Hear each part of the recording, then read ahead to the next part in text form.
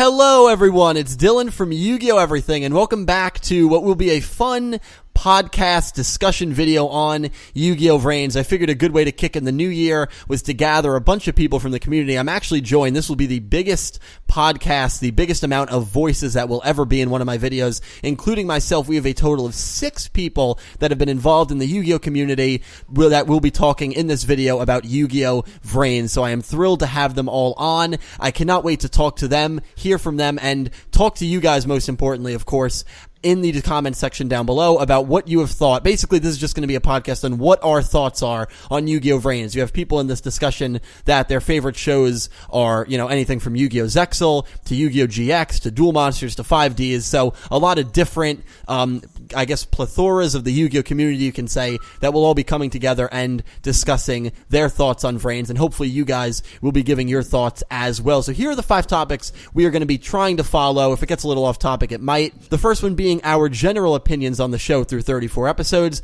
The second one, where we think the show will go from here with all the mysteries. There's definitely a lot of mysteries in the show. What we want to see happen, theories, anything like that. The third one is our favorite character so far. The fourth one is, where does the show stand for you personally with the other Yu-Gi-Ohs? Now, this one's kind of tricky because it might be way early for one of you guys to say. It might be way early for you to say, oh, I think VRains is, the second best Yu-Gi-Oh! For me. But if you had to rank it, which is difficult, where would you put it so far? And the final one, whether we plan to keep watching VRains and our thoughts heading into 2018 on Yu-Gi-Oh! As a whole. Maybe we think there's going to be a movie for 2018. Some things maybe we think the TCG will do. We have one of the biggest Duel Links Yu-Gi-Tubers in here, so maybe he'll give some thoughts on where Duel Links could go in 2018. So a lot of cool stuff, and hopefully you guys leave your thoughts down below. Before we get into it, I'm going to let everyone introduce themselves. So if you guys want to quickly introduce yourselves to everyone, that would be awesome. Ladies first. Alright. Hi everyone, it's Friendship here, or Yugioh Friendship 123 here. It's my second time being on the podcast for this channel, and I absolutely look forward to sharing my thoughts on the topics we're discussing today with these guys and with all of you. Hey guys, I'm Forte. I guess I've been around quite a bit now. It's always a pleasure to be on one of these podcasts and discuss Yu-Gi-Oh!, the anime, and everything to do with it with an amazing group of people in the community, people I've grown to really get close to, people I call my friends, despite us living in all different parts of the world. It's really great being on here, and I can't wait to share my thoughts and hopefully get a good discussion started. Hajimero,俺は Spectre. Okay, so I'm Spectre, but I went by Yuto during the Arc 5 era, if you guys remember me. My old channel got shut down. Thanks, YouTube. And also, I'm Lock On from Backweed Boys. So, I'm very hyped to be in this podcast. Thank you for inviting me. What is up, guys? UZX Crimson Avenger here, back to you with another video. This time I'm involved in another podcast. Oh, wait, this is my video. Anyway, it's nice to be involved in another podcast. Anyway, it's nice to be involved in another podcast where everyone here, I call my friends. I can't wait to share my thoughts with to everyone about how VRains is going, and it's nice to have me here. I was really tempted to do the same intro as Crimson there. I was gonna cut with my own, but I guess. Hi guys, I'm Brad. I am the quote one of the biggest Duel Links YouTubers Dylan talked about. So thanks for that. Looking forward to discussing VRains, and it's been a long time coming for me to come on this channel and be on a podcast, so hyped to be here. Yes. Quote unquote, the best Duel Links YouTuber. Not biased. Yeah, definitely check him out. And I'll leave all these guys' social medias and these females, as Friendship is on, and the social medias in the description down below. And Friendship is one of the best Tumblr image girls. You probably recognize her from that name, Yugioh Friendship 123. Tumblr posts beautiful screen caps of all the episodes. So I will definitely link her luscious. Tumblr down below. So luscious, yeah, in a non-creepy way. But anyway, we're gonna get right into it. So our general opinions on Yu-Gi-Oh! VRains as a whole through 34 episodes. Have the recaps hindered our experiences? Do we think that the first 34 episodes have been enjoyable? Have they been kind of like pulling teeth to get through? Is the link summoning bad? Is the animation bad? Are there, anything you want to talk about? Or do you praise all this stuff? Who wants to kick us off right now? Ladies first. Ladies first. Why, Friendship. All the thank pressure. you. Jeez, we're just Oh my throwing Christy God. under the bus. Thank you guys want Jesus. to hear what I say. Oh my goodness. Wow, pressure. Dang, we just put friendship out there. Let's see. Oh, well, I'll get the easy part over with anyway. Ooh. So I've watched the episodes from start to finish, even with the subs. So VRains is the first series that I've watched on a weekly basis. The other ones I just waited till the whole thing is finished before I watch the subs. Despite having a lot of a few recap episodes, I absolutely do enjoy watching every single one of them. I feel like it's a really good series, and the pacing is not too fast or too slow. It's at the right spot, and I actually do like how they tease us with the plots in most of the episodes, because it makes us want to find out more about, like Yusaku's past, or even the episode that's coming up, like Spectre's past, and it's awesome to show the main protagonist teaming up with the AI. I mean, for Yusaku and Ignis, of course, because it's similar to how the other Yu-Gi-Oh shows have done it in the past. For example, Yuma teaming up with Astral, Yuya with Yuto, Judai with Yubel. And also another thing that I really like about this series is the way they wrote the female characters. One of the things that I know Yu-Gi-Oh is not really good with is writing female characters, but I really love the way that they show Emma and Aoi, portraying their characters. And I also love how I love the first episode actually, because it doesn't show a duel in the beginning, and I noticed that they didn't do what the other series did for the first episode, which was to show a duel. And so it focuses more on the plot and the introduction to VRains. So that's what my general impressions of Yu-Gi-Oh! VRains so far. Awesome. Spectre, you want to go next? Good job, Friendship. しょうがないな.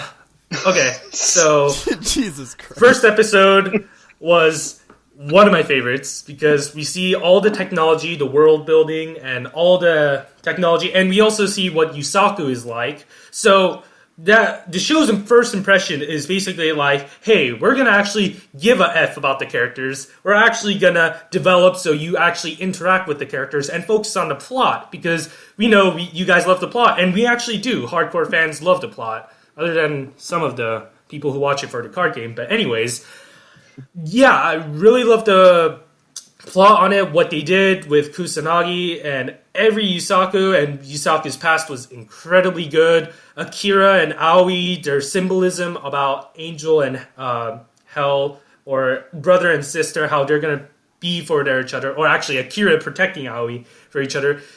The plot is so good, and what I love for it, what I'm most infamous about, is probably the dark plot, the gritty and kind of the disturbing plots. And I think Yu-Gi-Oh! Really, from its roots, the dark plots, and keeps us audience entertained and on our edge of our seat. So we see Yusaku getting tortured as a kid, which was oh my god, it's so shocking. But at the same time, we're is this gonna be 5Ds and GX or Zexal level of dark? It's so refreshing, or I would say more nostalgic than refreshing. And yeah, and just the recent episode 34 and 33, man, that drop when Aoi just dropped, even with a simple sound effect, it just went really, really, really good at its peak, and the tension is building up, which is really cool. So I really love the series as a whole. While the duels may be a bit predictable and Yusaku might be doing everything, hopefully they switch it up. And I'm looking forward what the show has in store for us. And that's my take on it. Awesome. Well, as Friendship and Spectre just kind of said, I'm in the same boat. I've loved the show so far. I really have. And I think as the word Spectre said, refreshing and nostalgic, and it reminds me a lot, at least early on, of Yu-Gi-Oh! 5Ds. Now, I've said it before, and hopefully people do believe me at this point. I'm not going to talk for too long because I think most people know most of my thoughts on the show at this point. But I like all of the Yu-Gi-Oh! Shows, and I think they all have their goods and their bads, and through 34 episodes, Arc 5, I loved Arc 5 as well, and I would have said a lot of praise about Arc 5, so of course there is a lot that can either go well or go wrong, but you can't worry about that right now, and through 34 episodes, I've loved the show. It's been dark, it's been maybe a little predictable. I don't know, predictable is not the right word. Some of the duels have been predictable, like the three, after Go beat Gnome, I think it was obvious that Faust and Vyra were going to lose, I think, but then again, the Spectre Blue Angel one was not predictable at all, and every time Playmaker has dueled, he's won, which that's a bit of a con, but again, if he loses relatively soon, or even like episode 70 or 80, then I don't really have an issue with it. Through 34 episodes, I'll just say this, I have thoroughly enjoyed it. I've loved the characters. I've been able to relate to the characters, especially older characters like Akira Zaizen, who's close to my age. He's closer to my age than any of the Yu-Gi-Oh! Protagonists, so I could relate to someone like him.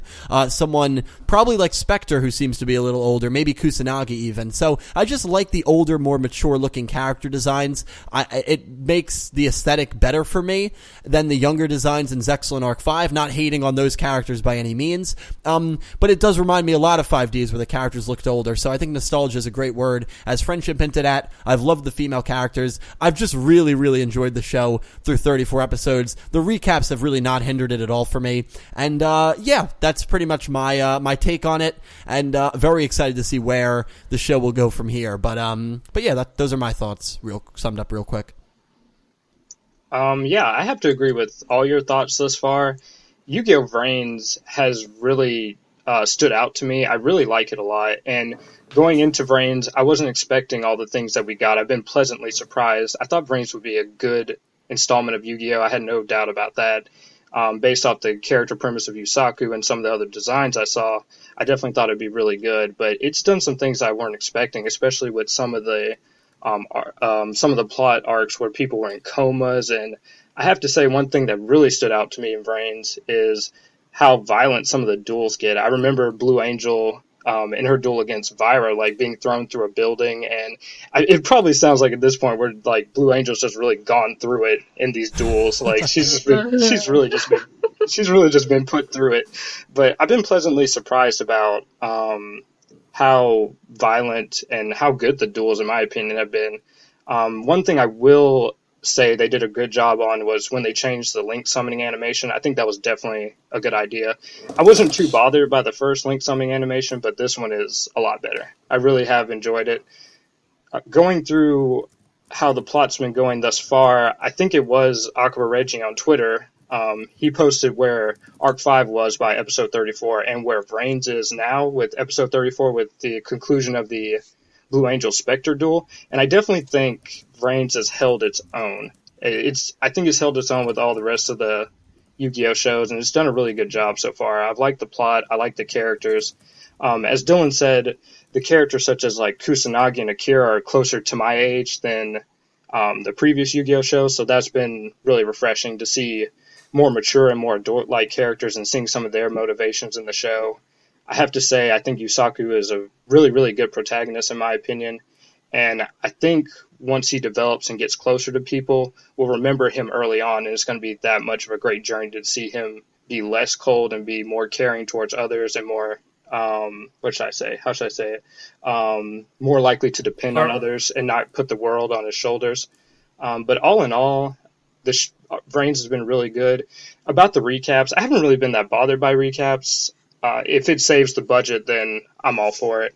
And this may just be where I'm coming from personally, but sometimes I get really busy in life. So not that I've never like displeased with VRains, not that I'm like, oh yes, there's a weekend where I don't have to watch this show.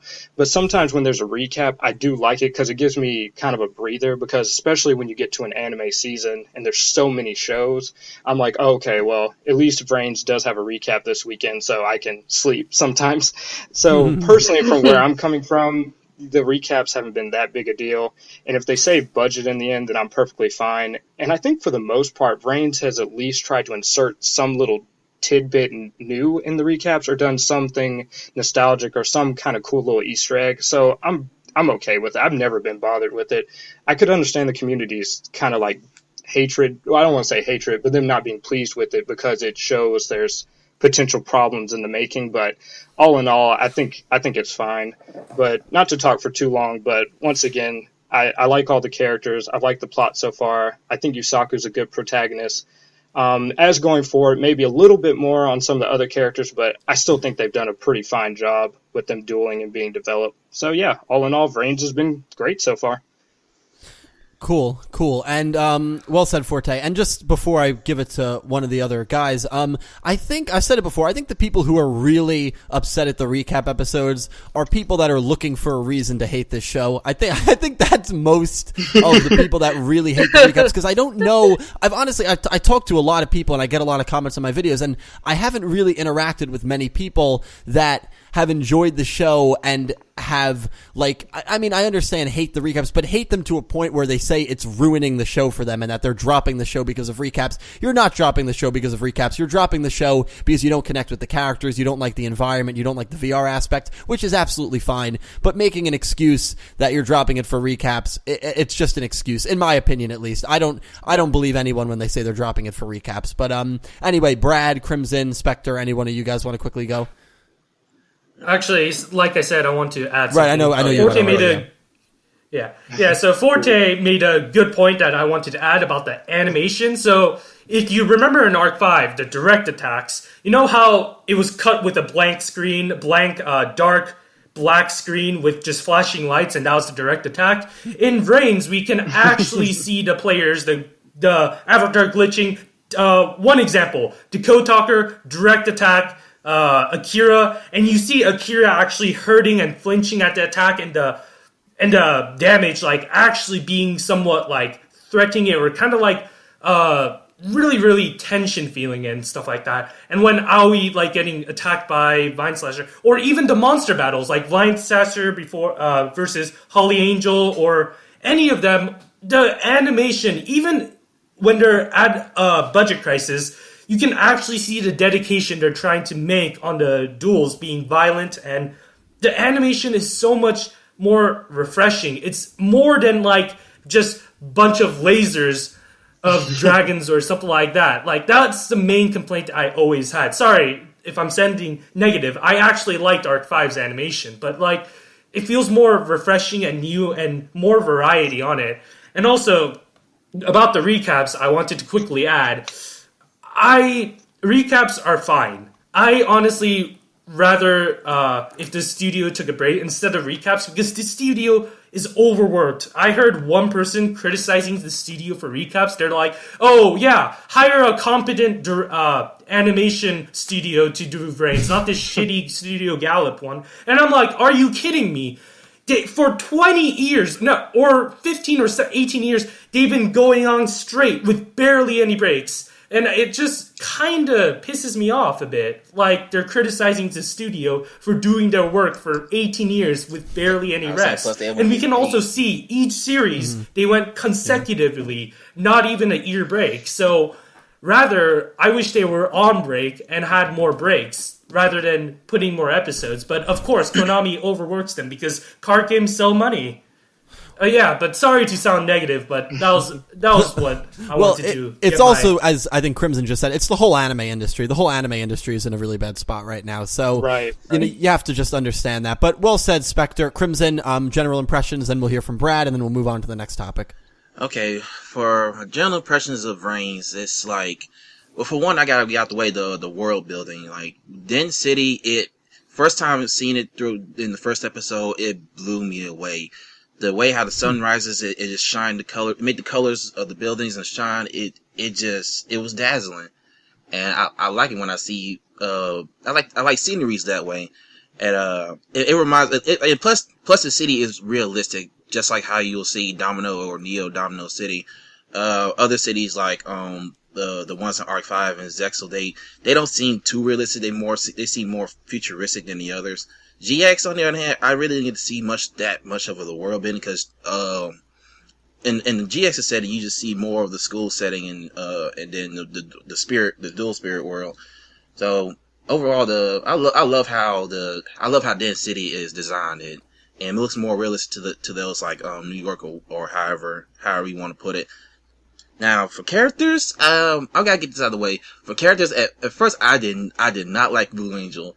Of my reasons being because she was too happy in an annoyingly way. I mean, I like happy people. I don't want to see them fall to depression and all that stuff. Until I get to see Aoi, it's like, oh, well, I'll take that back what I said about you. Even though you put on a persona, still, I didn't know you were going through stuff like this. And I can relate to her through the fact because, like, she wants to be accepted. She tries to gain acceptance from her brother Akira. I got that right. I got her confused with Kusanagi a little bit. Anyway, so it has me just like sit there and try to sympathize with her. And it's like, okay, I fully understand what you're going through now. I know why you're putting on this I know why you put on this mask to mask yourself from reality. And for Yusaku, he's going through a traumatic past. I guess some people can relate. Not some. Almost everybody can relate to Yusaku due to the fact that he has been through traumatic experiences, and he's trying to get vengeance, or should I say, I would say avenge, but that's not the case. He's trying to get vengeance on those who took his and Kusanagi's brothers passed away, and to the point where I believe that Yusaku seeking vengeance would eventually lead him to his downfall. To that extent, I believe that's how he'll end up losing. Which, since Yusaku's kind of been the Mary Sue lately, he's pulling a Yusei on us for crying out loud. So that would when Dylan upload his shocking losses video, I believe that'll be the most shocking loss when we see Yusaku lose. That'll be the most shocking loss in my opinion. As for the animation, oh man, animation is wonderful, especially when you go and link VRains. Like to see the cyberspace area, and I guess you could call it that. I love to see that area of link VRains, especially when you get to ride on hoverboards. No, just to change the pace from car games on motorcycles or standing. But I guess people would like standing duels, but why was that even an argument in the first place? Anyway, I get the fact that each episode progression is like, hey, maybe next one's gonna be a little better than the last. That's how I've been seeing it. Like, I like this episode, hoping the next one gets better, because VRains really shows it has potential to be a great show, but then eventually it will have its ups and downs, like with the dang it, how did I forget that? Someone help me out here. The recaps. Yeah, thank you. With the recap episodes. Now the recaps, I will be honest here, I have skipped the recaps unless someone has said that there were some Easter eggs or bits and pieces in the recaps. I will go back and watch it, like the whole Stardust Road thing. I was like, oh cool, they mentioned that. So I was like, yeah, Stardust has been low key mentioned in VRains. So I was like, that's pretty nice. They add a little something. But other than that, I have been avoiding the recap episodes entirely, just because, I mean, they don't really bother me that much. It's just like, it's kind of cause I can understand that the animation studio is probably having they had director changes and they had some issues they needed to deal with, so I wasn't complaining at all. I was like, okay, they must be doing this for a reason, so I just won't watch the recap episodes this week. And overall, I like VRains so far, and that's my general impression of it. Cool. Brad, and then we will move on. Right, I'll keep this quick. I am really enjoying VRains right now. I think, obviously I'll say later on where it stands for me personally, but from the offset, from when we got some information about it, as soon as I saw the fact we were going into a VR world, I was hooked, because I'm a huge technology nerd and I like that sort of stuff. SAO. Yeah, I like SAO as well. Come at me. Asuna best waifu. No, I'm kidding. No, it's Shinon, bro. Oh. But the real thing for me with this show has been just the pacing of it, I think. I think going on from Arc 5, the late parts of Arc 5, I wasn't happy with the pacing of that show, and now we have this sort of consistent theme where we're getting a couple of smaller speed duels, one episode, two episode duels, getting a bit of plot, and then we're getting a nice big master duel, which we were about to come up to. Obviously, now we're having 2 master duels in a row, we think. So that's really cool. Animation-wise, so far there's not been too much for me to complain about. Maybe Revolver's boss monsters have looked a bit cartoony and toyish. I think especially Borolo Dragon. That's one that is one of my favourite cards to play in the actual game, and was kind of disappointed that they didn't give it as nice of a treatment as Firewall did. But it's a small gripe. We've only seen it come out once. And what else? The recap episodes, I'm actually fine with them. I think a couple of us here said that we were fine with them. And mainly because, one, we get to hear the musical scores just rearranged in different orders and hear more of that. And I think the soundtrack for this show has been my favourite since Duel Monsters. But we also get some small, either hints towards other episodes, like I believe we saw what we think is going to be Revolver's real-life form first teased in a recap episode, and we got to see what Yusaku and Kusanagi do when they're deleting files of Playmaker online. And it's these small little bits we get that just help to build up the world so much that I appreciate that we don't usually get in other episodes. Like with the Kusanagi Report episode, I still hope that at one point that comes back and that gets referenced, so it's not taken as this standalone thing. Hope that something happens to Kusanagi and maybe someone finds the report, and then maybe that helps the Knights of Hanoi or whoever is the next big baddie to find out who Playmaker is or things like that. So far, really, really enjoying the show, and cannot wait to see where they go with the next couple of episodes. Yeah, well said, Brad. That was awesome. So everyone feeling good about the show, and hopefully, again, you guys will leave all your thoughts in the comment section down below. And yeah, the soundtrack, it's funny because I've really loved the soundtrack, and then again, I love every Yu-Gi-Oh soundtrack, but I've seen not a lot of people, but whenever the soundtrack gets brought up, people are like, oh yeah, it's not good, it's horrible, but honestly, I've loved it. Maybe it's because I'm old, maybe it's just it appeals to older people. I don't know. Personally, I've loved the soundtrack too, Brad. If I mentioned the Yusaku's theme is fire. I really love it's that. It's fire. It is straight fire. Yes, and also Blue Angel's piano theme. That was pretty fire also. No, Blue I love chanting. the OST. Oh my gosh, man. Blue Angel's theme is great. I cannot wait for that sound duel to come out. Of course, I'm excited for the Arc 5 sound duel as well, but the VRains sound duel I'm pumped for as well. So anyway, moving on to the second topic. Brad, if you want to start, you can, since you talked last in that one. Where do you think the show will go from here? If anyone wants to spout theories, mysteries, what you want to see happen, you guys can. I probably won't talk too much about this segment, but if you guys want to go right ahead. I'd prefer not to talk about this bit, just because I'm not. I haven't even seen the summaries for the next couple of episodes. Oh, geez. Okay, so Brad, you're fine. Okay. I'm kind of going blind. Cool. Of course I picked you. Okay. Yeah, Spectre, you want to go? Start. Sure. Okay. So my theory, or kind of what I want to see, is, of course, more dark plots, and Blue Angel delivered that, and I was pretty happy. Spectre, Spectre is pretty unhinged, so I like that. So what my theory is Yusaku, we kind of know that he's not your typical hero, like all for the good and stuff like that. No, he's driven because of revenge and anger, and same with Kusanagi, more of a vigilante than a hero, as most people know or should know. So I'm hoping that some point in the show when Hanoi are all defeated or something like that, or some remnants of Hanoi or Soltec or whatever is past appears, but like other people say not to dwell further into it, I think Yusaku will kind of become the vigilante or maybe even the villain of the show, while Ignis is manipulating him, because we know Ignis, or AI, is not innocent as most people seem. Even though he's a comic relief, we know that he's much more than a comic relief, as there's a bunch of hints that he did behind Playmaker's back.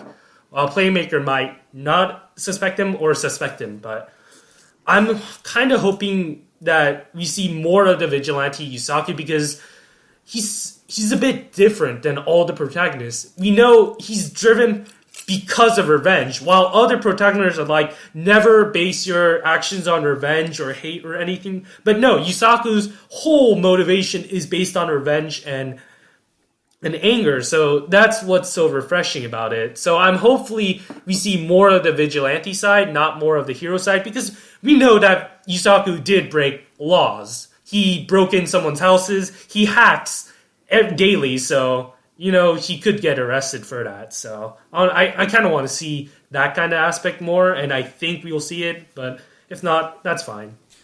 Yeah, that's what makes That's what makes it so unique, because I'd love to see more of the darker side of Yusaku, and he is driven by revenge, and I've seen a lot of people comment that that's gonna come back to bite him in the ass, that he is driven by revenge. And as you said, it's so uncharacteristic for a Yu-Gi-Oh protagonist to be driven by that, because Yuya was not at all, Yuma was not at all, Yusei was not, Yugi was not, Judai was not, none of them were. They were all go happy, and of course, you had Judai and Yuya who gave into anger and hatred, maybe not willingly with the Supreme King and Zark, but that was kind of a different form of them. And Yusaku, this is who he actually is. So that'll be interesting to see that internal struggle go on with him. But anyone else want to give a quick thought on that?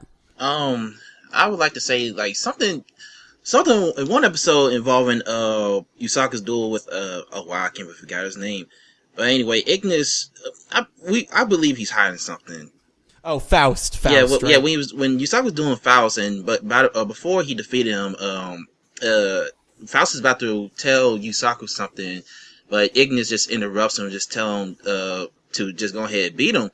So they just raise a suspicion that like you're hiding something. There's something that you don't want Yusaku to know. But what could it be? Like, okay. The Cyberse, we don't know much about them since the first episode when Ignis was supposedly killed off. Wow, what an experience that was. But it's just why do I have this feeling that Ignis is gonna have some kind of double secret agenda to take control or overthrow something? Would Ignis take the opportunity to take advantage of Yusaku's hell bent on revenge and just use this opportunity to try to plan something? I mean, I can't really say for sure because he's the Duragonist. Hopefully I'm using that term right. Because why would you have the Duragonist end up turning around to become the true villain all along? Even though this is about a kid. This is all about a kid taking revenge on those who took his past away from him. So, what can I'm sitting here thinking, what could it be that he and the other Cyberse are trying to take over something? I'm trying to figure what that could be. But you gotta think about why would the Knights of Hanoi want to erase the Cyberse? Why did they capture them in the first episode? Who are the other Cyberses to begin with? Like we don't know who they are or what their purpose is. We just know Ignis is there, and he just nobody liked him from the get go. So he must have been causing some sort of mischief throughout the web, which is why nobody. I don't believe anybody picked that up, and that's all I have about that at the moment. So yeah, that's it there. Mm-hmm. Yeah, I thought, I think the line you're even referring to is in the very first episode when he literally goes, being hated has its benefits. And I'm sure he's referring to either being hated by the other Cyberses, which are the other Ignis, which are a complete mystery to us right now. But, I agree. I think there's some issue with these life forms that they are going to be maybe the end-all, be-all bosses of VRains, because Kogami is willing, if someone rose a good point, if the Tower of Hanoi goes off and an EMP goes off and Kogami loses his life support machine, Kogami is willing to kill himself and die to get rid of the Cyberse. So this has to be really, really extreme. And when you really think about that, it's like, wow, this guy is he really evil? Of course he was involved in those experiments and running the experiments, but maybe he's just so afraid of what the Cyberse's end goals are, he's willing to kill himself to achieve those end goals. So that is very unsettling when you really think about it. But yeah, it'll be interesting. Does anyone else have any more theories or things they want to see happen in the future? It's probably for atonement. Oh, shoot. No, you're good. Sorry. Man. No, you're good. Okay. So Oh wait, okay, you go. Yeah, I was just gonna kind of agree with what you guys were saying. I was just gonna say that basically, I definitely think after we're done with the Knights, of course, they're not gonna be the last villain. I don't even think they're gonna stay villainous. Definitely getting that feel. Soul Tech will, of course, be the next group of people we go against and fight. They'll be the next boss. Whether they stay evil or not, I think probably, because they definitely have some pretty twisted goals, and they have a twisted way of using people, such as Kitamura and Akira. So I definitely think they have more villainous plans. They're not in it for the good. They're in it for profit, or probably just to control Link VRains. At the end of the day, I definitely think the AIs are going to prove to be one of the more prominent things with our last few bosses that we'll face. Whether that's they have some kind of program that makes them evil, whether they're manipulated by Soul Tech in some way or fashion, remains to be seen. I haven't been keeping up with any of the spoiler summaries, which, that's a first for Brains. I actually want to kind of stay surprised, somewhat anyway.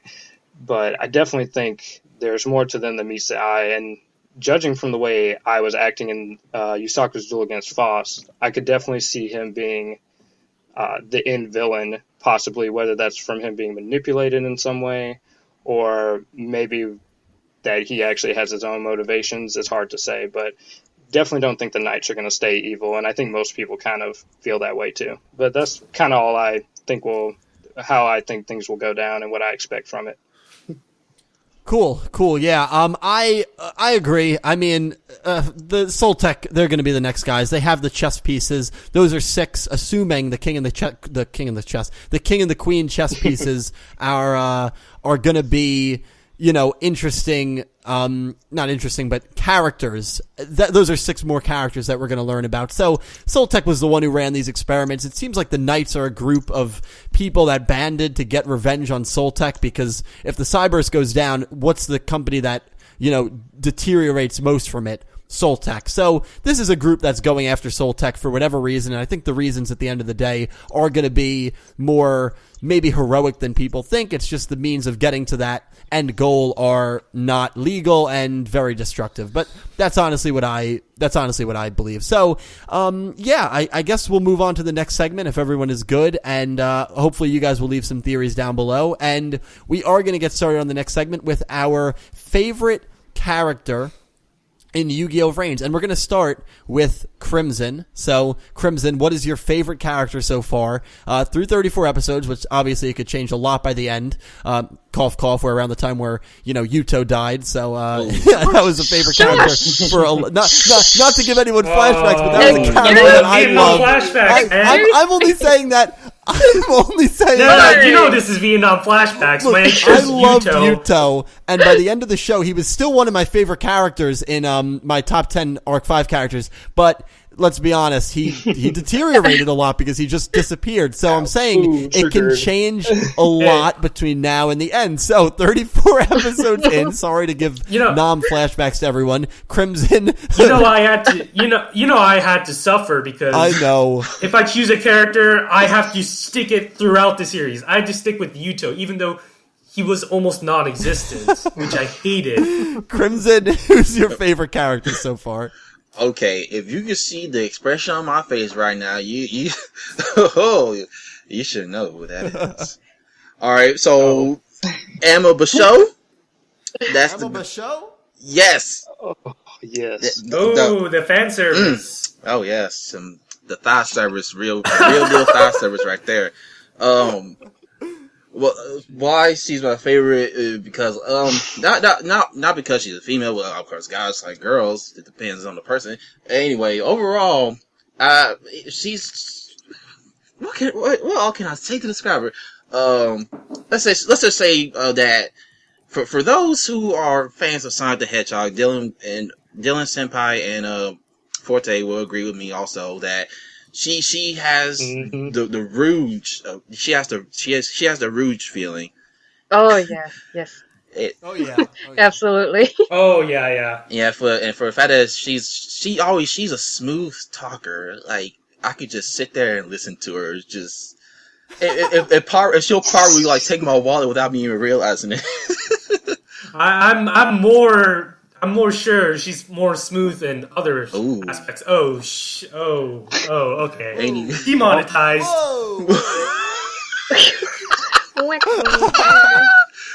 Oh boy. And anyway, see, Friendship's like wrong podcast. About these guys, man. Oh, goodness. every time I see Emma appearing, it's just I'm like I'm always in my room when I'm watching VRains, and whenever she appears, I'm on my bed just gazing. Whoa! Where is this going? Just gazing, just saying, man, where are This is you a in real PG life? podcast. Oh, my mistake. PG-13. My mistake. PG-13. Anyway, back what I was saying. Back to what I was saying. Now, let me refresh that. I just sit there and just wondering what she's gonna do next. Who or what is she's gonna steal? Like what more information is she gonna gain to get more profit? Now, let's see. It sucks to see her go so soon. I mean, kind of like another character that we all know and love. Not going to mention. Wink, wink, nudge, nudge. So, and I like it to where, like, she not only she's a smooth talker, but she someone has a caring side, and she seems like a big sister. I don't know how old she is, but I like big sister figures in anime. And because when you have a big sister figure, I mean, I don't have one. I don't have a big sister, but I always like to have a big sister figure that's willing to tell me right from wrong and tell me the truth. And, well, I mean, that's not what Emma does, but she comes to Aoi as like a big sister figure, and she kind of convinces Aoi to become Blue Angel again for her purposes only. And that drove Aoi to become Blue Angel once again, after becoming a victim to becoming another. Even though she was the very first out of those victims, and she decided to become she decides to duel again because of that talk with Emma. Now, with her being Ghost Girl is where I believe she truly shines. Ignis likes to point out things about her that we all will point out ourselves, except for the thighs. But I would like to say, like, Ghost, like, even though Emma and Ghost Girl are the same, but every time I see they becoming their VR counterparts, I see them as like another person themselves, kind of like with Aoi and Blue Angel. As with Ghost Girl, she's still the same, smooth talker, willing to gain information for profit, but she's just more expressive when Yusaku or Playmaker is around. Well, the whole interaction with Playmaker, it's just, is she flirting with them? I mean, I believe she's low key. I believe she's low key flirting with them, and so that had people start shipping the two. And I swear, if I see a fan art of her and the hot dog, oh boy. Anyway, so I'm gonna just say that Emma is my favorite because like she reminds me of Rouge the Bat. I might as well say Black Cat too, from Spider-Man. So yeah, see, this is just say she overall she's just a big sister. She's like a big sister figure to me, and I like characters that tend to fit their role when even though they're not supposed to be that type of character. Cool. Well, big fan favorite, Emma Bessa. We just heard Crimson gush about her for 5 minutes. So let's move on. Cute. Let's move on. I ship it. Let's move on to Yugioh friendship. Haven't heard from a female voice. I'm sure everyone at home will be like, oh, thank God, the only sane person on this podcast. Friendship, who is your favorite character so far? Oh, I think it's really obvious right now. It is. Technically everywhere on my social media. So, it's Blue Angel. She's my favorite character so far. I love her personality, like the way that she's very playful and then cheerful, but also at times she's very cheeky when she's dueling. I mean, can I just say I love her Trickstar's deck, you know? I love the way that it can deal like a huge amount of damage, and like, I mean, if I were to learn how to duel, I'll probably learn how to use Trickstars. I know that's pretty bad, but I really love the designs of her Trickstar deck. Like, all the designs are really amazing, and it just represents who Blue Angel is. And also, the writers, again, did a very good job with portraying the characteristics of Blue Angel. Like, they make her separate from Aoi Zaizen. Like, Aoi Zaizen and Blue Angel are totally two different. It feels like they're two different people. Like, in real life, you're this other person, but in the online world, you're portraying as someone else. Like, you're pretending to be this character that you're not in real life. And also, I love her VR design as well, because it's really good. Nice. Well, Blue Angel. Well, so that's funny. So the first two people picked both of the female characters. That's definitely a good sign for how the females have been portrayed thus far. Two really interesting characters. So I know Spectre wants to go last. We know his favorite character. Yeah, I wonder who that's going to be. Forte, It's the Beaver Boy. Forte or Brad? Do one of you two want to go? I can go. Cool. It's probably no surprise to everyone here that my favorite character is Akira Zaizen. I kind of briefly mentioned it in the beginning, how I did relate to Akira a little more because he is closer to my age. He's kind of at a different point in life, if that makes any sense. But really the thing that drew me to Akira was that duel between Akira and Yusaku. And just learning about his backstory was powerful enough, but it was the lines he said to Yusaku, where he said along the lines of this, barring any weird false translations, he said something along the lines of, this is your time to live your life. You're supposed to go to school, make friends, have fun. Don't waste this time like I did on revenge. And I thought that was really, really important. Now, obviously, Yusaku is going to, quote unquote, keep pursuing his goal, which is currently his revenge. I think, obviously, that'll shape up differently over time.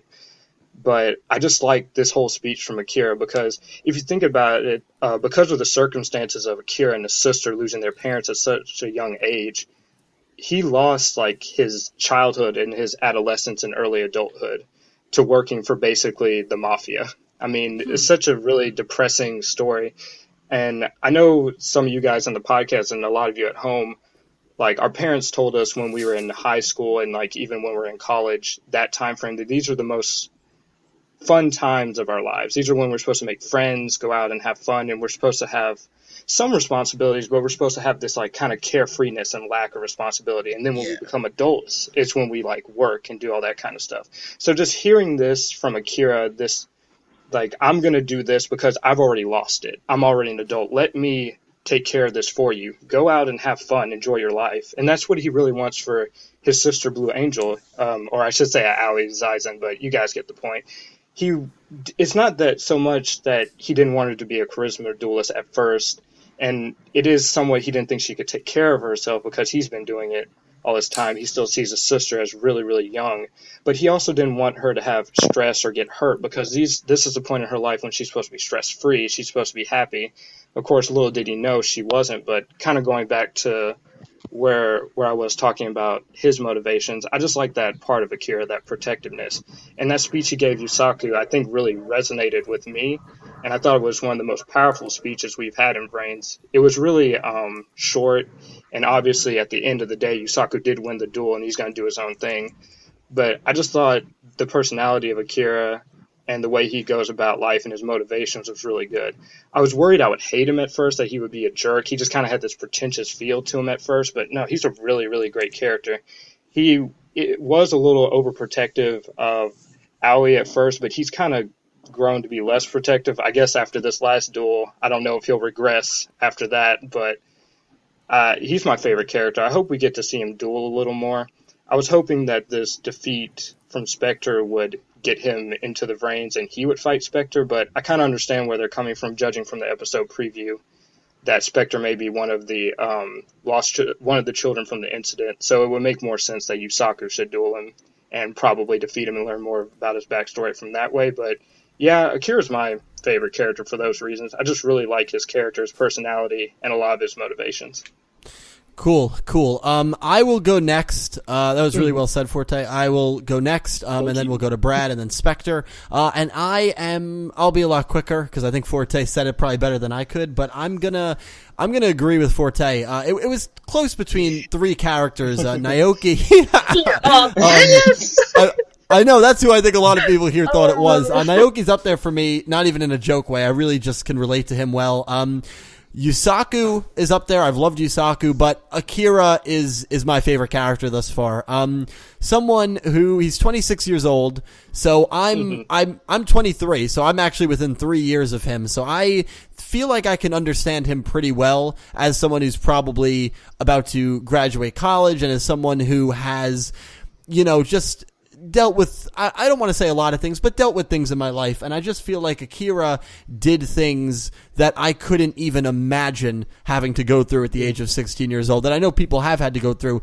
When you're 16 and you're 6 years old, I feel like when you're 16, it's horrific either way, but I feel like when you're 16, losing both of your parents is a lot more emotionally scarring than when you're 6 years old, because I feel like when you're 6 years old, you don't necessarily know everything that's going on. And from Aoi's perspective, she had Akira that could still be that close family member and take care of him, and take care of her he did. And I think just more a point that Forte missed. I know a lot of people have said, Akira's a horrible brother. He won't let Aoi do what she wants.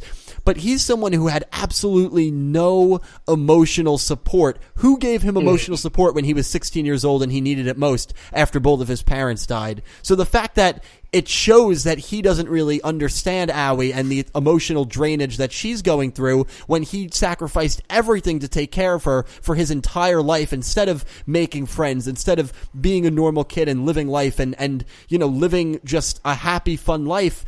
It makes sense, and I think that's the best thing about Akira's character, and I just can relate to him so well, and the amount of respect I have for him, that he did everything for his younger sister, and he put his younger sister first, and he did everything to make his younger sister happy at the age of 16, which is such a mature thing to do. And now seeing where he is, that he's able to reflect on that, and he understands that his life was pretty much stolen from him, and he wants to, do this for Playmaker, and so that Playmaker can live a normal life and maybe even live the life that he was unable to live.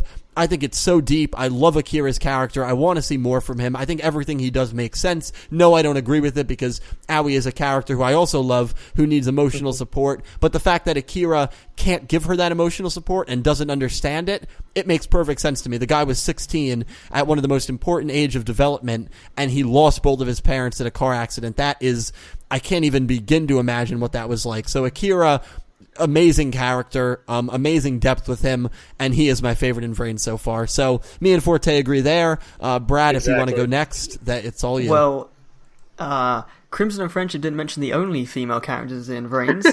I think Hayami, you're right. Hayami, that girl. Yeah. You're forgetting Robopi and the fangirl, yeah? Oh, yeah. But my favorite character is... It's Revolver.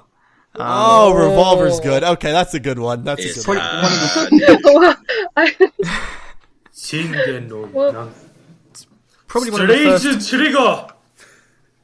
Thank you, Ute, for the Spectre. For the wonderful rendition. Oh, no, come in aside. Come in aside. I think it's the first time that a antagonist has been my favorite character. Usually it is one of the good guys, but I think for the first time since Seto Kaiba, I've really, really liked the antagonist. And just, his voice is insanely good. Like, as good as Kaiba's, as good as Reiji's was from Arc 5. And two, at the moment, he seems so on the fence about this Tower of Hanoi plan, because after facing Yusaku, he really wanted one more shot at him, because he didn't want to lose that duel, and especially after kind of figuring out that Yusaku was related to that incident in the past. I really want to see those two, their connection and their bond grow, even though they're so very different people.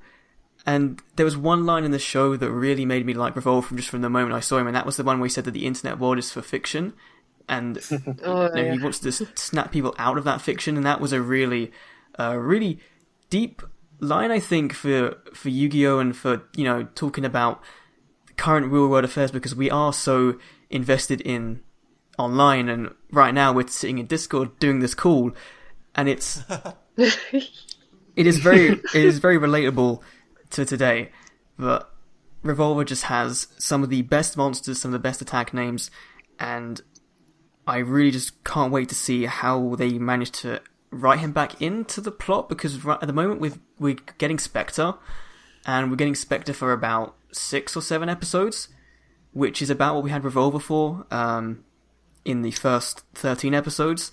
So I wonder whether we're going to have a bit of a break from him, and we'll see him a bit further down the line with a new new version of Borrello Dragon, and he's just a really cool character. He's just cool.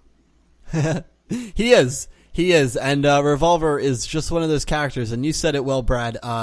That line really got me too, because while the internet world is great, I mean, I'm talking to, someone in New Zealand, someone in the UK on a call, and I mean, the internet's amazing. It's awesome what you can do, and it's awesome to make friends. As great as the internet is, it can also be just as debilitating and just as dangerous, and that's the side that Revolver sees. And so myself, I'm someone who does spend a lot of time online, but I understand where he's coming from with that debilitative side of the internet and with that dangerous side of the internet. So if you only look at it from that perspective, again, I can relate, and it's something very mature that Revolver talked about, and something that is affecting a lot of people in the real world. So Revolver, definitely a really VRains does have a lot of really interesting characters so far, and one we have not heard about yet, Spectre. If you want to give your favorite character, go right ahead.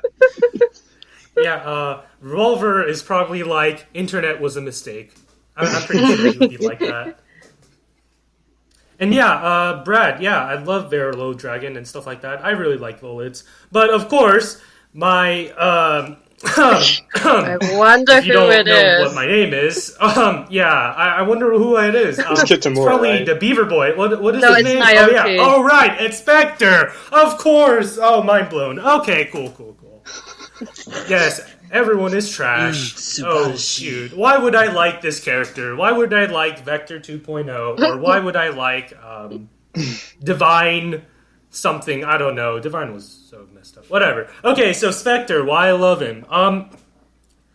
So Spectre, I really did not expect to like him at first.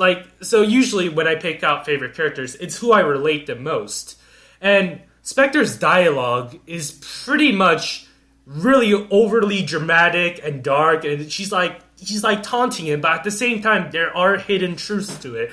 He's like, I want you to save me, like playing that heel or villain role against Blue Angel, but at the same time he genuinely does want to be saved. As we can see, he's like, I lived in a canyon where no one could reach me in this vast darkness. Please try to understand me more. Please try to save me, save my heart, open my door to the heart. And all these cliche things we see in Yu-Gi-Oh, he's saying it, but it's suddenly not cliche as much because he's saying it. Like, it's really weird. And also, the fact that Spectre is a threat and the Knights of Hanoi are a threat. People said Knights of Hanoi weren't a threat. That's wrong. First episode, how many people they killed or probably put them in a coma? Come on. Like, with Cracking Dragon, literally, they burned people's avatars to the ground, and I'm pretty sure they're either in the coma or they're probably dead. And also, the first duel, Yusaku versus the Knight of Hanoi. The Knight of Hanoi tried to take out Yusaku with him, a suicide attack, but Ignis, of course, ate him. So, Knights of Hanoi were a threat. They were never not a threat. It's just that they were, like, kind of put aside to develop the cast, the big main cast we had. So Spectre was the one that really brought up the threat back again. And after how Spectre is like, I can finish you off. You can shoot. Okay, so Blue Angel's like, she played a card and she was about to get killed on the next turn, but Spectre's like, I'm going to take you out this turn. Of course, it's typical, but how he did it was so elegantly beautiful and cold. He's the epitome of satire and sarcasm. Like, the way he killed Aoi with the storm of roses and stuff like that. That's my favorite part, and how Blue Angel, like, kind of with her neck. Yeah, that's pretty fun. But I just really love Spectre because, to be truth, I do feel lonely because I did move most of the times, and making new friends, it's pretty hard. Academics, and it's all of that. So I really do relate to Spectre about how he was in the dark. No one could understand him. No one was there for him, and he's so attached to Revolver because he wants to be accepted or loved. Yeah, I really relate to those characters. And yeah, Spectre is really the one, and I hope he doesn't get shafted in like 34, in like, I don't know, in 40 episodes or something like that. Cough Yuto, but anyway. I just love Spectre, man. I mean, the unhingedness, the Vector, and he's not just Vector. He's more than Vector. Yes, in a way, he is kind of like Vector, but at the same time, his unhingedness is somewhat relatable, and I just love the trollish things. Like, him and Vector are so same at the same time they're not. It's just so hard to explain, but They're similar when it yeah, comes to I trolling, just love right? Spectre. Yeah, they're both trolls. Come on. She was like, oh yeah, please save me. I'm crying blue tears, but oh wait, I forgot. I have a trap card left. That was pretty funny. It was. And also that one scenery of when he activated Sunbloom Sunbloom Doom. I didn't get that reference until I had to look up all the card names, because I'm one of those people who actually try to look at the card names, because the card names are actually parallel symbols in the show, if people didn't get that. That Sunbloom Funeral, it was Aoi's funeral. It was supposed to symbolize that. Yeah. The downfall, the fallen angel. Yeah. So, yeah. And yeah, I recommend you, if you guys don't know the OCG card names, probably check them out, because you'll probably learn a lot more hidden meanings and depths the show did. But yeah, that's my take. Mm-hmm. Yeah, well, all interesting characters. Emma, Blue Angel, Akira. No one picked Yusaku, which I think is interesting, and I feel like Yusaku's kind of tough to relate to only because of the childhood he had. But I mean, you know, I thought that was interesting, but still, I think it goes to show how interesting the cast of VRains has been so far. So we are pretty deep into this podcast. If you guys are still with us, give yourself a round of applause, because it's definitely extremely appreciated by myself, and I'm sure it's extremely appreciated by the 5 others in this call. We do have 2 more topics we want to discuss, and the 4th one being, where does the show stand for you personally with the other Yu-Gi-Ohs? It obviously might be too early to say. I'm going to start, and while it is too early to say, and while I haven't given my top 6 shows, and I probably won't, because I feel like, again, that does more harm than good, and for someone like myself, I feel like I just don't want to do it. Maybe I will at some point, maybe for like 40 or 50K if I ever reach that milestone, which I probably won't. Maybe that'll be like a going away video. I'll go over my favorite shows, but VRains, I'll just say this, it's in the top half for me. It is in the top 3. So far, of course, so far. I mean, if I had to rank Arc 5 at this point, Arc 5, I would have said the same thing. It would be in my top 3. Where it ended, it's in my bottom half, but I won't say where or how far low. So it just goes to show that a lot can change in the show. But through 34 episodes, I've really loved it. It's in my top half. That's all I'll say about that. If I had to rank it, it is early to rank, but that's where it is for me. I really do enjoy the show so far. I kind of alluded to it earlier. I said VRains has definitely held its own with the other Yu-Gi-Oh shows. I haven't had many problems with it. I've been really enjoying it. At this point, Arc 5, as Dylan said, was really, really, really good at 34. It's one of my favorite arcs. It was my favorite arc, I believe, in Arc 5 at this point, which was the Miami City Championship. But it is really early in the show to judge it either bad or good. I will say that. How it will end up in the end, because as we know, Yu-Gi-Oh shows, they go on for a pretty good amount of time. So it is very early. It could get even better, or it could drop off. Let's hope not for the latter. But as I've said, it's really held its own. I've enjoyed it up to this point. And as you can see, we all had very different character choices for our favorite characters, so it's definitely doing something really well with the characters. And we all still mentioned how we did like Yusaku, even if he wasn't our favorite. So the characters have been good. You've heard us say the story's been good, and I have to agree with that. And like I said, it's been a solid Yu-Gi-Oh show, and it's just held its own with the Yu-Gi-Oh shows. I have no problems with it.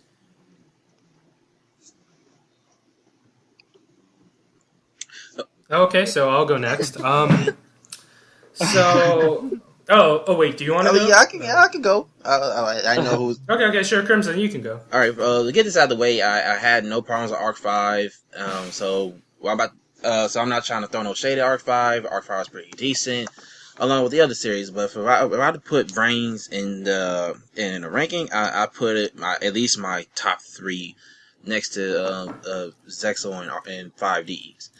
Now, I mean, because like VRains, it has potential. I mean, I had the same thought when it came to Arc 5, and it had its ups and downs. VRains may have the same. I mean, it kind of did with the recap episodes. So, oh my gosh, excuse me. Anyway, VRains, yeah, I put it at least in my top 3. So you have to go next. Oh yes, me. Trying to figure out who's going next. Oh, it's really tricky. Normally I would say where it would go, but it would definitely be one of the top series for me. Along with, if I can group it, along with 5Ds and Zale. So I mean, I'm not too entirely sure where it's gonna sit at the moment, but I know it sits at the top because I like everything about it so far. Not counting the recap episodes, but still, maybe it could be in position number 1 or 2. I'm not too entirely sure. I'll see by the end of the series anyway. For me, I think, well, it is really hard to say right now, but it has to be consistently good to knock Duel Monsters off the top for me. But I think if it's the way it is, if it falters a tiny bit, then it can easily take my second place spot. And I only recently saw GX Season 4, and I still need to watch the rest of the 5Ds that I hadn't seen, but it's definitely up there in the top 3, at least right now. And I hope it stays there. Okay, so I'm last, of course. So for me, I really love dark stuff. Yu-Gi-Oh! Is really good with some of the language, some of the plots, and some of the tension moments. And for me, it has to have that. I'm really picky. I'm very picky. So most people might know my list. Surprisingly, GX is my first pick, even though 5Ds is a little bit more darker. But I think GX Season 3 and Season 4 kind of like bought it with me. But VRains is starting to go with that deep, gritty, and dark route. And it was always dark, but it's kind of like going the 5Ds level of dark, the GX level of dark, or even the Zexal level of dark in the last arc. Arc 5 for me just didn't appeal as much, but there were dark moments, but I just didn't feel it a much. And VRains is starting to have that, which is really nostalgic and really what I waited for. So VRains is just before DM, like just in between. So it would be my number 4th spot at the moment, but it can go up depending on what the episodes do. Because Arc 5 would have been more up in the list, but because of the last arc and some of what the choices they did, it's in my bottom. Arc 5 isn't a bad show, but it had a lot of disappointments. It's a decent show, in my opinion. Mm-hmm. But, yeah. Also, for a thing I wanted to add a bit. This might sound like, oh, you're a dub hater or stuff like that, but it's just a bit of, I don't know. I would say I'm a bit salty at Crunchyroll subs just a bit, because VRains, we know it's not for kids like 6 and olds and stuff. Like, we know Yu-Gi-Oh! Isn't for that, or even as most people see. We see like people getting lynched and stuff like that. We know it's a bit more mature, but at the same time, I really wish VRains has more of the mature language in there. It's just sometimes seeing spooky Spectre or something like that, I really just can't stand that. And some of the card names, I just really wish they did the OCG card names and the proper subbing, because we learn so much more about these little bits of dialogue. We can analyze so much more, but that's just me personally. And I just can't get over that. I just really miss the fan subs. I might sound salty, but I just really love Yu-Gi-Oh! And held it high as regard. Sorry if I sounded so negative, but I just really love it. Love Yu-Gi-Oh! All about it. Yeah, cool. No, nothing wrong with that. Yeah, sometimes the Crunchyroll subs, at least with the TCG and OCG names, that definitely annoys me as well. But, at this point, what are you gonna do? But everyone ranked Yu-Gi-Oh! VRains pretty highly. I think I'll just say right now, it would be third for me. I'm not gonna say what shows it would be before and after, but it's third for me. And that could easily go up. In fact, if it keeps up at this rate, I think it could be 1 or 2 for me. I would have said the same exact thing with Arc 5, and Arc 5 dropped. It's pretty low on my list. I'm not gonna say where. I still liked it, decent show, but you just never know what's going to happen with a show. So, anyway, everyone I think had it in their top half except Spectre, and of course that could change. So really, really awesome to hear, and hopefully you guys leave your list down below if you want to, or just say where you would put VRains. It's very hard to do. It is very hard to do. But anyway, we're just going to wrap things up. Everyone can kind of promote their stuff here, and instead of just going around and promoting our stuff, I figured we would just say maybe some things we want to see of Yu-Gi-Oh! In 2018, whether it has to do with the card game, Duel Links, VRains, whatever it may be. Who knows? Anyway, my name is Dylan. I run Yu-Gi-Oh! Everything. You know who I am. 2018, I'm happy about Yu-Gi-Oh! We're probably going to get the Yu-Gi-Oh! VRains dub, which I'm hoping the dub is more like Dark Side of Dimensions rather than Arc 5 or Zexal or, the early Yu-Gi-Oh! I don't want to see any censorship. I don't want to see much of a script change. That's my hope, at least, for Yu-Gi-Oh! VRains dub, because it is probably going to happen in the fall, according to a Nickelodeon rep, which I'm going to do a video covering that. I don't know if that video will have been out before this podcast or not, but if I have, definitely check that video out. If not, be on the lookout for that. Another thing I want, it's tough because the studio is kind of thin right now, but I wouldn't mind another movie. We just got Dark Side of Dimension, so we probably won't get another movie. I think a Bonds Beyond Time 2.0 with Yuma, Yuya, and Yusaku would be awesome. I think the dynamic between those 3 protagonists would be hilarious because Yuya and Yuma are kind of similar. And then you have Yusaku. I think it would be so funny. And if they do that, I'd kind of like it to tie into the Yu-Gi-Oh! VRains anime, kind of like they did with Yu-Gi-Oh! 5Ds and Bonds Beyond Time. That would be kind of cool. Or a movie where all the protagonists show up. That would have to be a long movie. I don't think they'd be able to do something like that. And would they do a movie without Yugi Moto? Probably not. But I would love to see a movie announcement in 2018. I don't think we'll get one. I'd say 95% we won't get one. That's something I'd like to see. But long live Yu-Gi-Oh! Long live the card game, the anime, Duel Links, all of the above. And so those are my closing thoughts. What I want to hear for what I want to see in 2018. So I'm just going to interrupt. If you guys want to, we can start with Crimson and then just work our way down. So Forte, Friendship, Brad, and Spectre. And if you guys want to promote your stuff, if you have anything, just say thanks for being on the podcast if you want. Basically just your closing remarks and then incorporate if you want to, if you plan on watching VRains and Yu-Gi-Oh! Going into 2018. So cool. Okay, stretching there. VRains, I will what I did with every series, I continue to watch it, cause you have people that will drop a series. You have fans of Yu-Gi-Oh! That drop the series after GX or after Duel Monsters because of 5Ds or Zexal respectively. In fact, they just dropped it all together. But for me, I'll continue on to see, I'll continue on to see if, how the series will go, and, eventually we'll get our very first female pro tag. Hopefully the director, or should I say the writers, would treat her right. So, anyway, guys, hope you enjoyed this podcast. It's UZX Crimson Avenger. Also, if you would like to check me out, the link should be in the description down below. I do gaming videos, discussions, or just whatever catches your interest. Yeah, so it was a fun podcast. I really enjoyed being on it. For what I would like to see in 2018, I definitely plan to keep watching VRains. It has so much potential going for it, and right now it is a very, very good installment of Yu-Gi-Oh! In my opinion. I've really enjoyed it. So far, it's definitely up there, as we said, top 3, somewhere up there. I've really enjoyed it. A movie would be great. I would love to see another Yu-Gi-Oh! Movie. I really enjoyed Dark Side of Dimensions. It probably isn't likely to come, I suppose, but I would really enjoy it.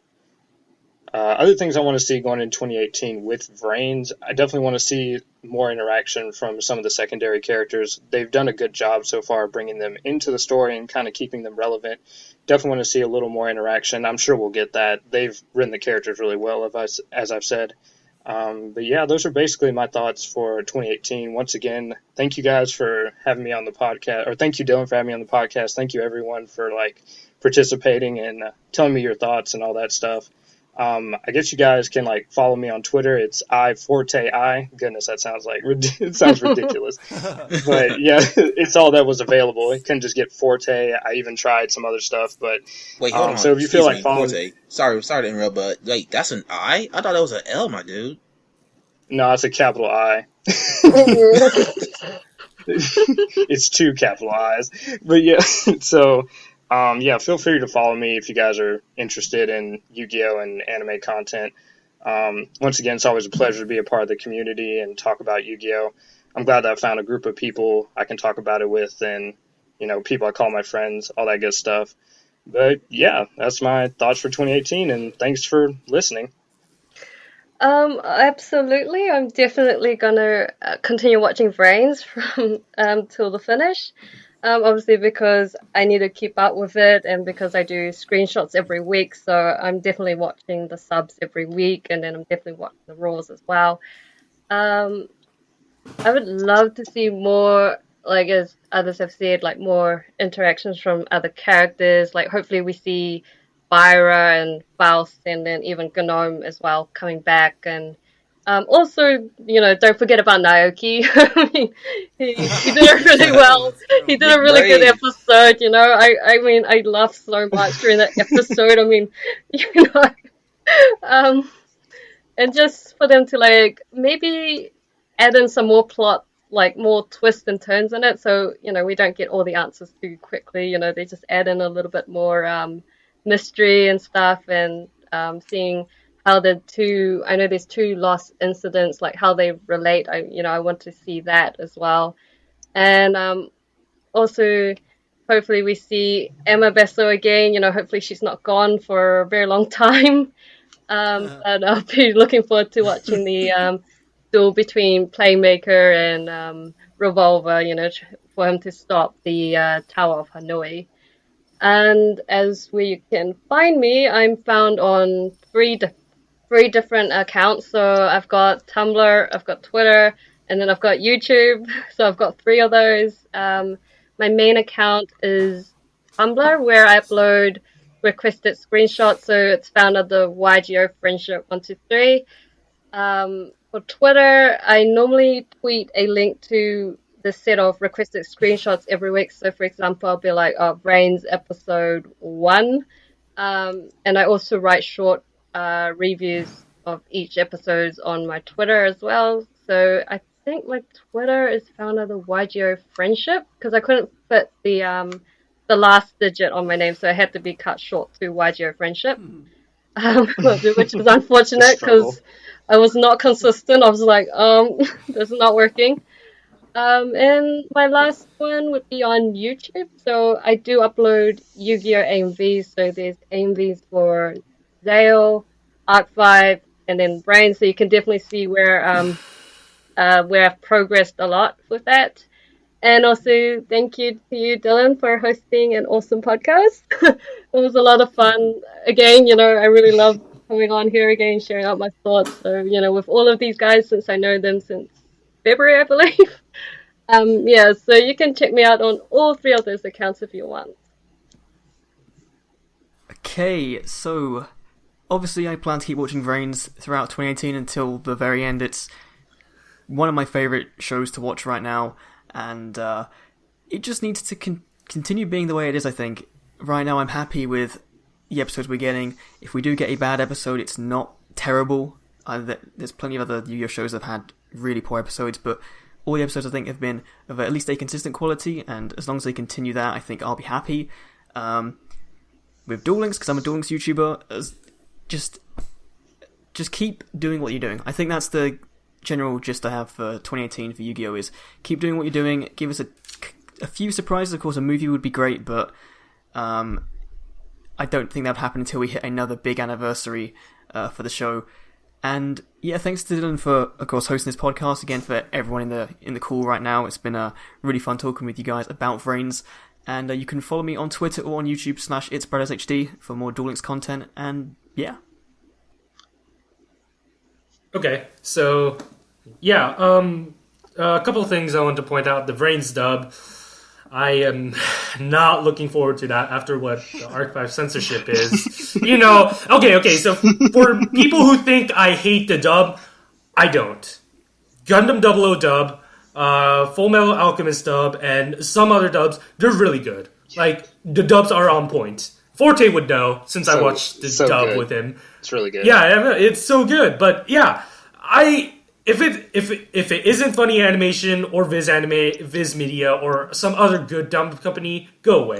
Please don't, VRains. After I saw Arc-V, I just lost my faith in humanity. I mean, faith in the corporation. But when did I even have faith in the corporation to begin with? Yeah. Anyway, movie-wise, I am one of the few people who I did enjoy Dark Side of Dimensions, but plot-wise, I did not. A movie would be great, but 2020 or a big anniversary is probably the best way to go, and I really want them to focus on VRains a bit more, and because of the production qualities and stuff like that, rather than a movie, I wish they fund the animation studio more. That's what I wish. And so, you guys know me as Yuto and stuff like that. You can follow me on YouTube, even though my channel's gone and I don't upload clips anymore. Yeah, thanks, YouTube. You can follow me on Twitter, and I am very thankful to make these circle of friends and talk about Yu-Gi-Oh! What I really wished. Like, 3 years ago, this wasn't a thing. Now, 3 years now, I get to talk about my passion, my love for this show. It's really good. This community, I cannot thank Dylan enough for created this wonderful community I can talk Yu-Gi-Oh! With. And hopefully we'll do more in the future. And the Backleap Boys podcast. Check those out also. And yeah. All right. I'm Excuse good. me, Dylan. May I say at least 3 things before you end the podcast? Absolutely. All right. 3 things, you One. suckers. All right. 1. Follow me on Twitter at Urzo_UZX. 2. Dylan, thank you for allowing me to be in the podcast. As I know that I had issues in the past, so I'd like to thank you for allowing me to be on the podcast this time once again. And 3, how am I always happy along with other people? Well, I just got to say that Ghost Girl is the secret to my cure. Oh, the secret cure, man. The secret cure. Oh. Well, thank you for that, Crimson, and thank you sincerely. Check out Crimson, his YouTube channel. Check out Forte's Twitter. Check out Friendship on Tumblr and YouTube. Check out Brad on YouTube, and check out Spectre on Twitter. I will link all of their stuff, everything they have, down below. Thank you sincerely to you 5 for coming on. I know I don't do these podcasts a lot anymore. That's because the summaries don't really come out coherently. We'll get maybe 1 or 2 and then 2 titles. As with Arc-V, we got literally 4 2-paragraph summaries that we could really dive into, but unfortunately we don't really get that anymore with Yu-Gi-Oh! VRains. So the podcast, maybe they'll be like this where I'll do it every 3 months. I'll get a bunch of people from the community. Again, this is the biggest podcast I've ever done, and it will also be the longest, not only podcast, but the longest video I've ever done. We're approaching 90 minutes, so if you're still here, thank you sincerely. You know, as Spectre said, this 3 years ago, this really wasn't a thing. There was no Yu-Gi-Oh! YouTube presence on YouTube, obviously. So the fact that I was able to be, I guess you can say, the pioneer. I don't like to say that because it sounds a little arrogant, but the fact that I was able to be blessed enough to meet not only these 5, but so many more of you in the comment section. There's names that I see comment, and when you guys comment certain people, it'll bring a smile to my face. Even if you comment nothing but hatred, I still do appreciate you guys watching my videos and being part of the community. But there are so many great people in this community, and I cannot thank you enough for that. So, as I say all the time, we are only 6 people of a much larger, passionate community, and I'm just glad there is a place online to talk about our love for Yu-Gi-Oh! And for the show and the card game and the iPhone apps and whatever it may be. So, thank you guys so much sincerely for watching. I do hope you comment down below, and if you watch this whole thing, let me know down below as well, because you guys really are champions, and you guys are the reason that inspire me to do these podcasts, get these people together, sync up the audio, edit the videos, and I would not be here without all of you, every single one of you, and I do mean that sincerely. So thank you so much for watching. Leave your thoughts down below, and as always, I hope you have an amazing day.